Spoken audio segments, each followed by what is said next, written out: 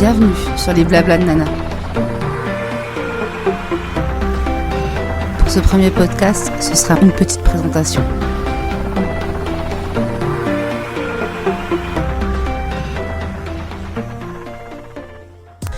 Alors bonjour à tous, je me présente, je m'appelle Natacha, je suis une maman de 37 ans. J'ai vécu pas mal de choses et du coup je me suis dit pourquoi pas ouvrir ce podcast pour parler de plein de choses. Alors ce ne sera pas écrit, je vais vraiment vous dire, choisir des thèmes, etc. et en parler tout simplement. Il n'y a pas de script, c'est juste entre nous, on s'écoute et voilà. Alors j'ai quand même marqué quelques petites choses que je voulais vous dire. Je pense que je vais faire plusieurs podcasts sur, par exemple, l'hypersensibilité, la confiance en soi, les handicaps invisibles, l'endométriose, la PMA, les gens toxiques, les pervers peut-être narcissiques, je sais pas si je ferai une ou deux vidéos là-dessus, enfin bref. Et le fait d'être aussi un petit peu égoïste, parce que c'est aussi bien d'être égoïste. De la famille, de l'argent, voilà. Donc je pense qu'on va bien commencer l'année, parce que voilà, j'avais envie de parler un petit peu de tout ça. Et pourquoi pas après, si vous voulez m'envoyer des messages et puis me dire est-ce que tu veux parler de ci ou de ça, pourquoi pas. Peut-être des sujets dont je ne connais pas et que je pourrais également chercher, me renseigner, comprendre et donner un avis suggestif dessus. Aujourd'hui, on commence l'année 2024. L'année 2024, c'est très compliqué. Elle finit pas forcément très bien et elle commence pas forcément très bien. Des soucis de famille, de santé, d'argent, etc., etc. En parlant d'argent, je me suis rendu compte que, ça fait 2 ans déjà, que je me rends compte que ça fait 2 ans qu'on fait la déclaration parce que on touche une prime à Noël, vous savez. Et en fait, la prime, ok, vous la touchez.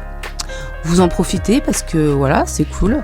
Sauf que c'est une prime qui est déclarable. Et du coup, quand tu déclares, eh bien, tu te retrouves avec quasiment 200 balles de moins pendant 3 mois. Donc, tu te retrouves en galère pendant 3 mois. Alors que du coup, personnellement, on n'a vraiment pas profité tant que ça de cette prime. J'ai dû payer des sommes faramineuses d'électricité parce que l'année dernière, je pense, on a trop consommé. Du coup, par rapport à ce qu'on payait, on payait 131 € par mois. Et cette année, on passe à 178 € par mois.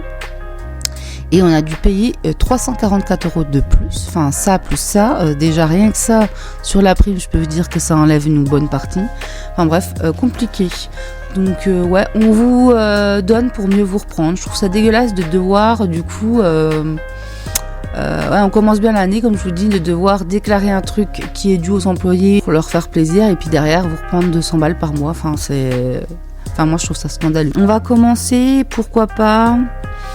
par une petite présentation quand même. Donc comme je vous disais, j'ai 37 ans, je vais sur mes 38. Ça va faire 19 ans que je suis avec mon chéri. Comme je vous disais, on en parlera dans un prochain podcast. On a dû passer par la PMA aussi pour avoir notre fils. Donc je suis maman d'un petit garçon qui va avoir 6 ans dans une semaine. Et je vais vous parler un petit peu de tout ça, mais pas que. Faut savoir aussi que j'ai vécu... avec une maman qui était toute seule, qui m'a eu très jeune, du coup elle m'a eu à 24 ans, mais ma maman était vraiment quelqu'un de très c'est pas immature, mais c'était une enfant encore. À l'heure actuelle, je suis, je pense, plus mature qu'elle, et je pense qu'elle vous dirait la même chose, parce qu'elle est vraiment dans sa bulle, dans son truc. Je suis obligée à l'heure actuelle, alors qu'elle a 60 ans, de lui dire « Oh, t'as 60 ans ?»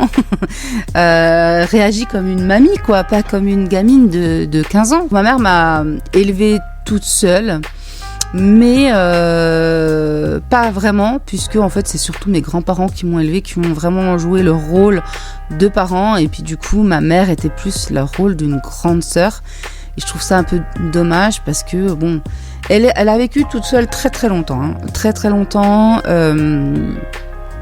jusqu'à mon adolescence, et du coup elle a rencontré quelqu'un de très dur pendant mon adolescence, et à l'heure actuelle, je m'entends plus ou moins bien avec lui et je le remets à sa place parce que bon, des fois, C'est pas parce que t'as 70 ans qu'il faut pas qu'on te remette à ta place.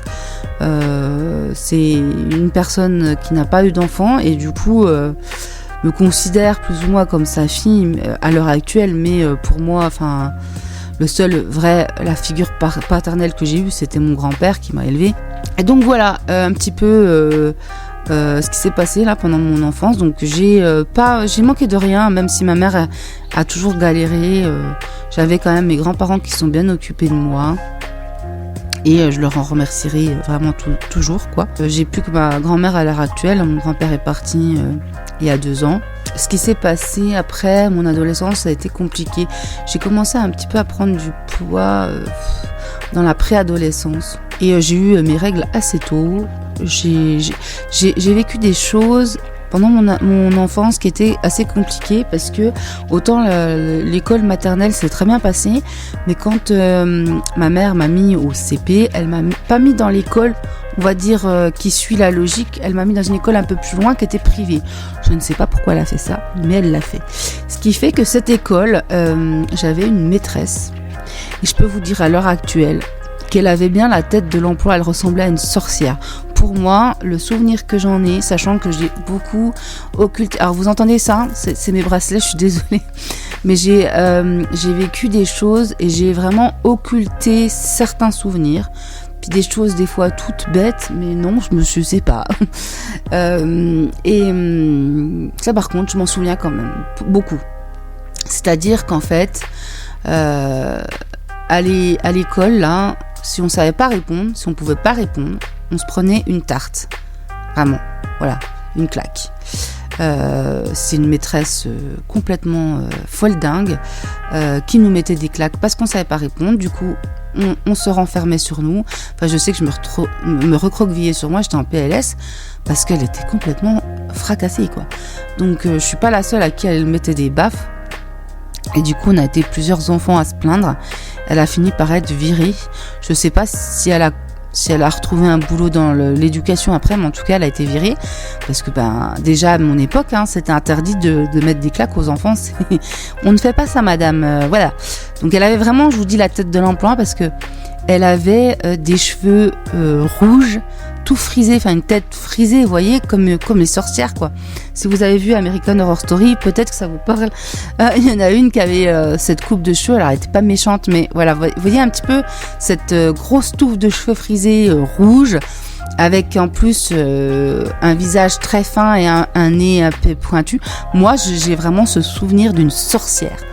Bref, ça m'a traumatisée, puisque après j'ai changé d'école, je suis allée du coup dans l'école que j'aurais dû aller en suivant mon école maternelle, mais j'étais réservée, j'étais timide parce que j'avais peur de mon enseignante, j'avais peur qu'elle me fasse du mal aussi, je pense, et ça a été tout au long de mon école primaire.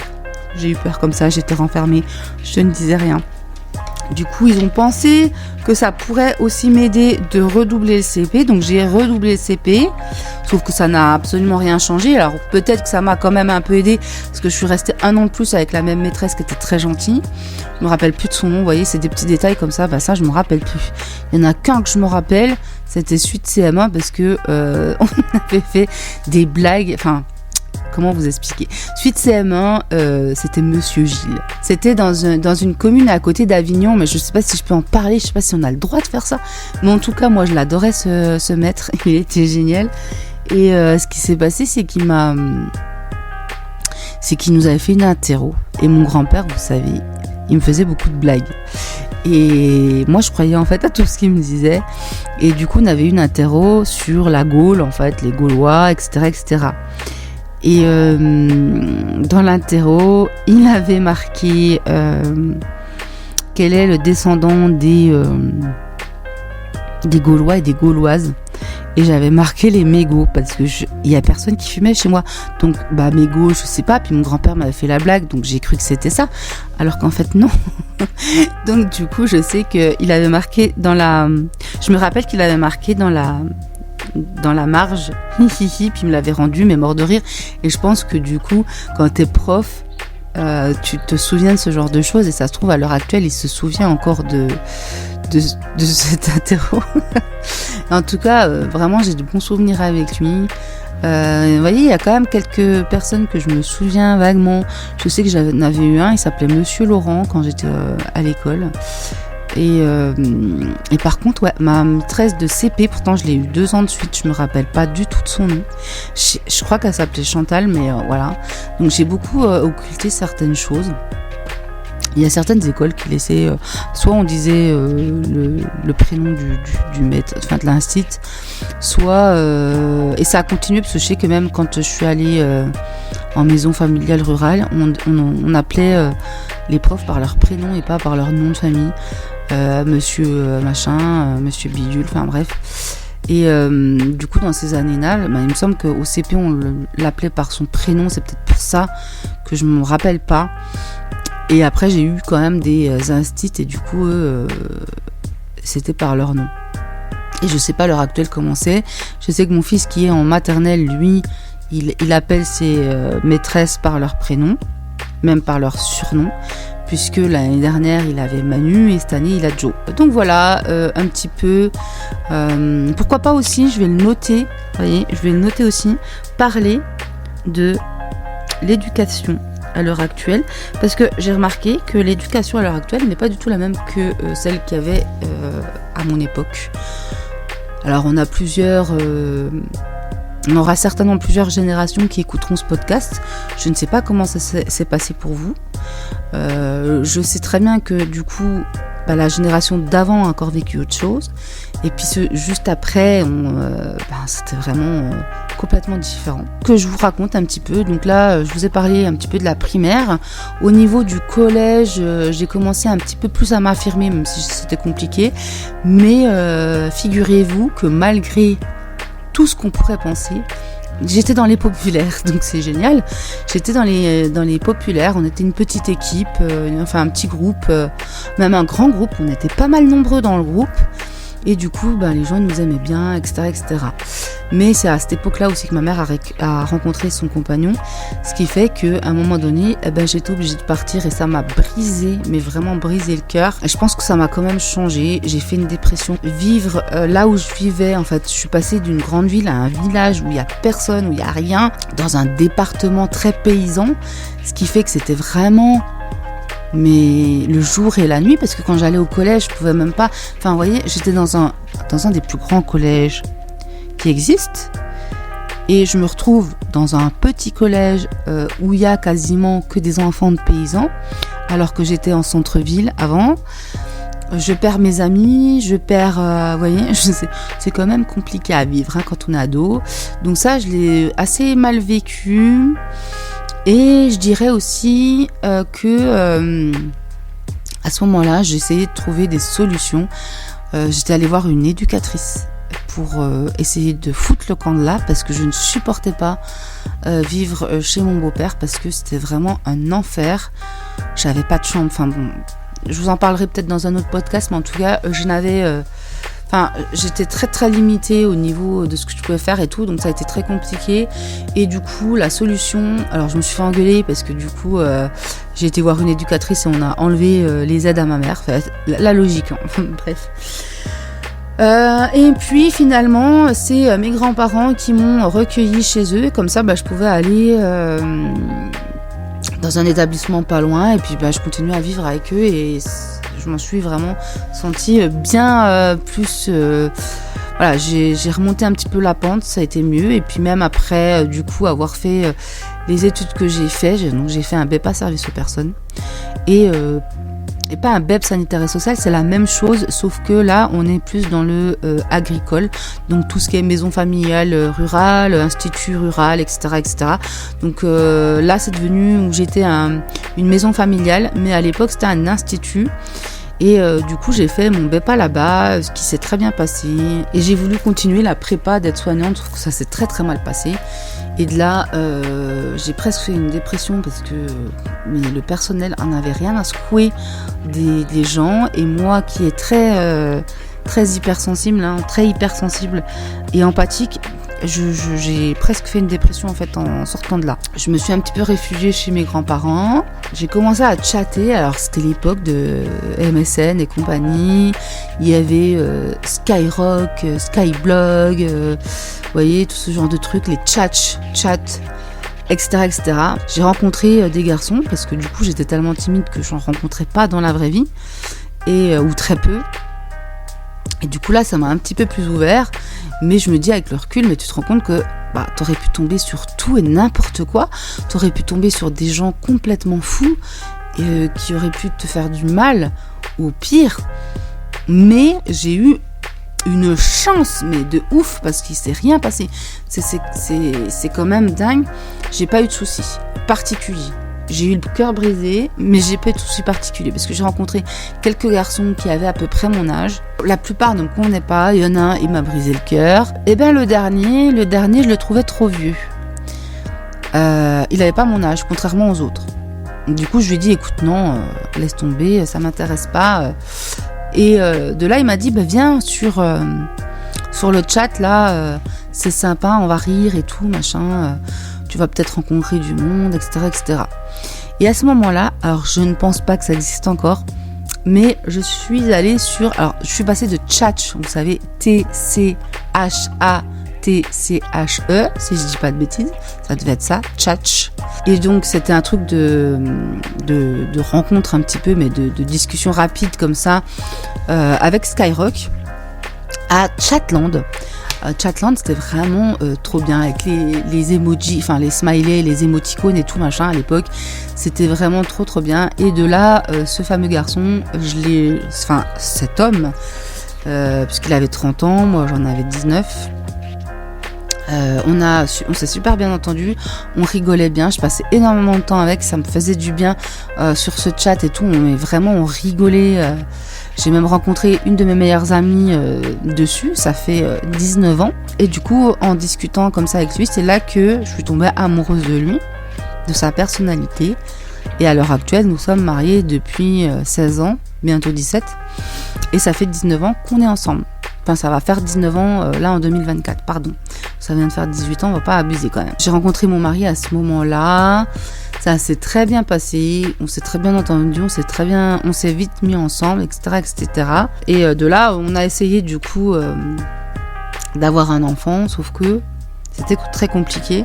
De là, on a dû faire beaucoup de démarches. J'ai ensuite commencé au bout de plusieurs années, à ouvrir un blog. Et je me disais, mais ce serait bien que je complète avec une chaîne YouTube. Donc j'ai une chaîne YouTube que j'ai tenue pendant 10 ans et que j'ai arrêtée parce que du coup, YouTube n'est plus ce que c'était il y a 10 ans, vous voyez. Enfin, là, ça fait déjà quelques années que j'ai arrêté. Mais au bout de 10 ans, ça avait déjà énormément changé. Et pourquoi pas vous faire aussi une vidéo par rapport à ça. Mais ça fera l'objet de la vidéo confiance en soi, YouTube, etc. Parce que en fait... tout est venu de là. Donc j'ai une chaîne YouTube que j'ai arrêtée au tout début du confinement, si je dis pas de bêtises. En fait, le confinement m'a vraiment beaucoup changé. Je vous ferai un podcast aussi, je pense, sur le confinement parce que je pense que ça a beaucoup changé les gens. Voilà, donc j'ai arrêté à ce moment-là, il y a quelques années maintenant, YouTube. À l'heure actuelle, je suis plus ou moins discrète. J'ai quand même un compte TikTok, j'ai un compte Twitter, mais je suis beaucoup plus discrète, je fais plus de vidéos YouTube, etc. Enfin si, je fais des vidéos YouTube mais pour des jeux en fait, puisque je suis fan de jeux vidéo aussi, donc je fais pas mal de vidéos sur ça en fait. Je fais beaucoup de concours, ça fait on va dire à peu près 15 ans, peut-être même plus, que je fais des concours sur tous les réseaux sociaux qui grâce à ça me permettent de gâter mes proches, me gâter moi-même, parce qu'il y a plein de choses que je pourrais pas m'offrir, parce qu'à l'heure actuelle c'est compliqué. Et ce qui fait que j'ai gagné un magnifique micro et je me suis dit, vous savez quoi, en 2024 je me lance dans le podcast. Donc me voilà aujourd'hui en vous présentant un petit peu tout ça, et j'espère que ce premier podcast vous plaira. Ouais, je suis vraiment contente, j'espère vraiment que ce lancement vous plaira, et je vais parler de beaucoup de choses, donc n'hésitez pas à me suivre, et me laisser des commentaires où vous le pouvez pour me dire tiens, j'aimerais bien que tu parles de ci ou de ça. Je sais pas encore comment ça va se passer, mais en tout cas me voilà lancée dans le bain avec ce premier essai. Voilà, sur ce, je vous dis à très vite pour le prochain podcast. Je ne sais pas encore sur quel thème je me pencherai, mais en tous les cas, je suis vraiment contente de ce premier essai et je vous dis à très vite. Bye bye. Merci d'avoir passé un moment avec moi et d'avoir écouté. N'hésitez pas à vous abonner et à suivre les prochains podcasts. À bientôt.